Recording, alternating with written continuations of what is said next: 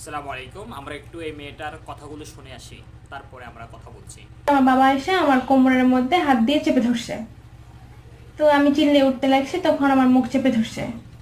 ধরার পরে আমার দুই হাত পেছনে নিয়ে গিয়ে করার পর তার পুরুষাঙ্গ আমার ভ্যাজাইনের মধ্যে ঢুকে দিছে, আর সাথে সাথে আমার ব্লিডিং হতে।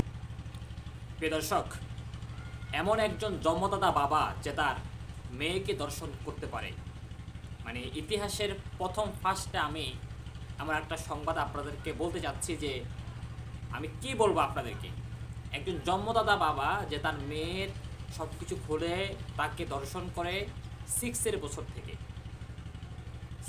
বছর থেকে তার মা, এই মেয়েটার মা, সে হচ্ছে যে একজন স্কুল শিক্ষিকা, এবং এই বাবা সে বাসায় থাকে, আর তার মেয়ে ছোট হিসাবে আপনার এর মেয়েকে মাঝে মাঝে এই দর্শনের জন্য চেষ্টা করে।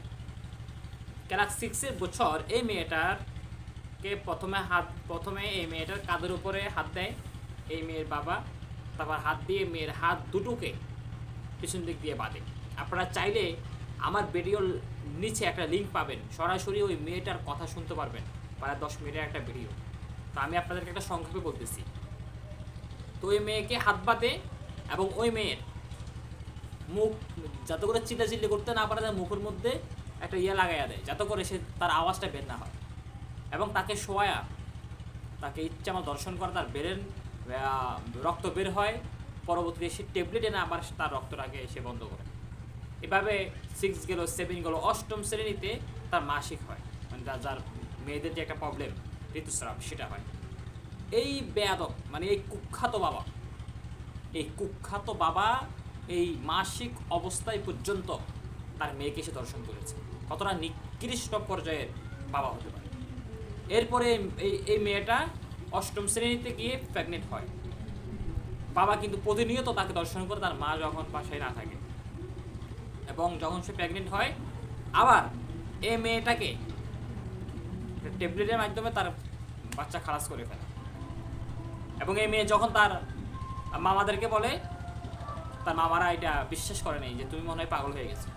এই মেয়েটা নিরুপায় হয়ে যখন চাচাদেরকে বলে, তারাও বলে তারাও এই মেয়েকে কোনো পাত্তা দিচ্ছে না।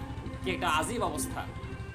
পরবর্তীতে এই মেয়ে থানায় গিয়ে জিডি করে অবশেষে এই কুখ্যাত বাবাকে মেয়েটি গ্রেপ্তার করে। ভাই, আমি আপনাদেরকে বলতে চাই,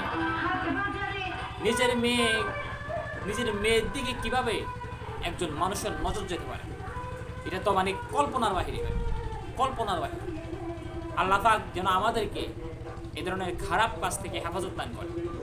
ভিডিওটি ভালো লাগলে, চ্যানেলটি নতুন হয়ে থাকলে অবশ্যই একটা সাবস্ক্রাইব করবেন প্রিয় ভাই।